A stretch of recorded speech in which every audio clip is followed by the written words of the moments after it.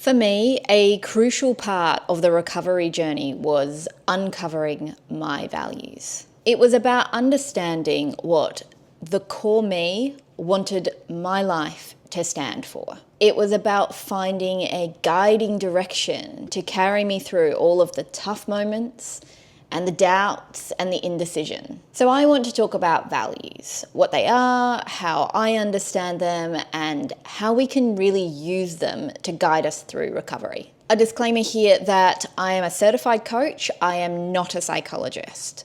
All of the things that I want to talk about here are based on my own informal education and my personal experience. One aspect of values that has always resonated with me comes from Stephen C. Hayes, the founder of acceptance and commitment therapy. He states that values have a foundation of perfection, that they are freely chosen and they can never be wrong. As someone with an eating disorder, I often felt like there were many things wrong with me, including the things that I valued. It was this concept, this foundation of perfection that released me from a lot of that guilt and allowed me the space to explore what it was that I truly valued. And in order to do so, I had to understand what values really were. Values are like a compass. They are the direction in which we would like to go.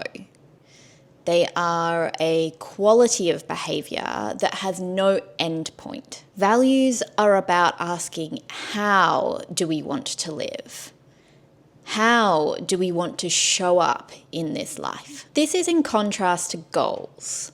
Goals are achievable, reachable moments that have some satisfaction, but are not an enduring direction. I learned that what I thought of as my values were actually goals, and that the goalposts kept changing. I was attaching meaning to these goals, but with no greater sense of direction or purpose. These goals were largely around eating the least, moving the most, and being the smallest version of myself. But there were no values underpinning these goals. They were arbitrary and constant. And I was in so much pain. And eventually, with a lot of work, I recognized that pain to be the pain of a life not being lived. A pain and a deep acknowledgement that I was not living a life in alignment with my values. Because for so long, I hadn't even acknowledged their presence. As humans, we are driven to avoid discomfort. And I knew that living a values-aligned life would cause me pain because it would involve recovering from my eating disorder. I needed a very good reason to dive into that pain. And this came in the form of understanding that I could choose the pain of recovering from my eating disorder or the pain of a life not being lived. For example, when you have an eating disorder, you might get an invitation to a close friend's birthday party. This immediately fills you with panic that you won't be in control of the food, that you will be out of routine, and that you won't have your safe foods available. This feels uncomfortable, and the path to relief feels like politely declining the invitation. But the bigger question is, what are your values and how are you showing up for them? If one of your values is that of consideration and showing up for the people in your life, then the values-aligned pathway is to accept the pain of being out of routine and supporting your friend in their celebration. I'm not here to say that that is what you should do.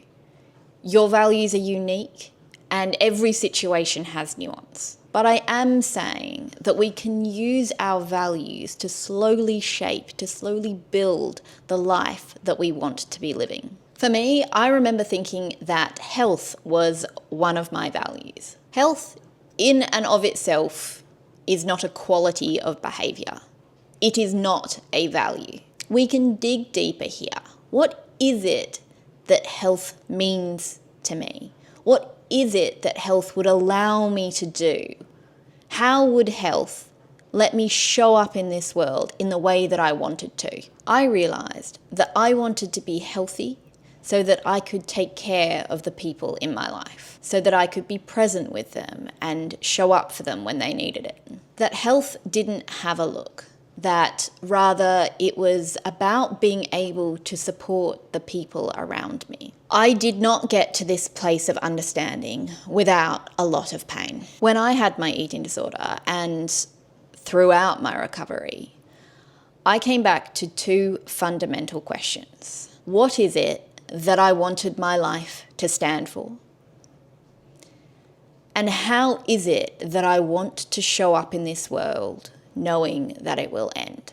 To me, these are such profound questions that often evoked a lot of pain, a lot of sadness, and even despair. They made me realize with painful clarity that what I was doing with my life was not what I wanted my life to stand for. Eventually, I was able to sit with this discomfort and not push it away. I was able to use this as a way to explore the alternative, what it would really feel like to live a values-aligned life, how it was that I truly wanted to show up in this world. Once we understand what these values are, we can use it to help reframe the pain and the discomfort of recovery. Without connecting recovery to our values, it can just become another goal without direction. Connecting it to our values makes it meaningful and enduring.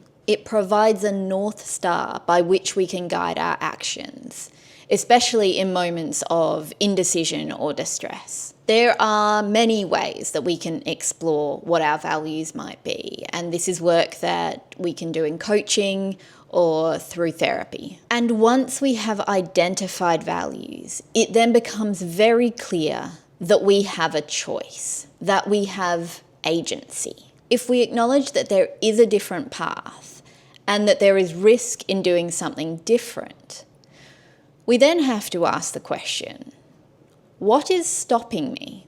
Often this is around the fear of the unknown or uncertainty, pain or anxiety. But if we're talking about an eating disorder, the alternative is pretty certain. You have lived with this for long enough to know that this pathway does not bring you joy, that this is not values aligned. And so I invite you to ask yourself, how would I feel if I'm still here in 1 year? How would I feel if I'm still here in 2 years? How would I feel if I'm still here in 5 years? And if being in this place in 5 years is intolerable to you, then I ask you, what is stopping you from making changes in your life now?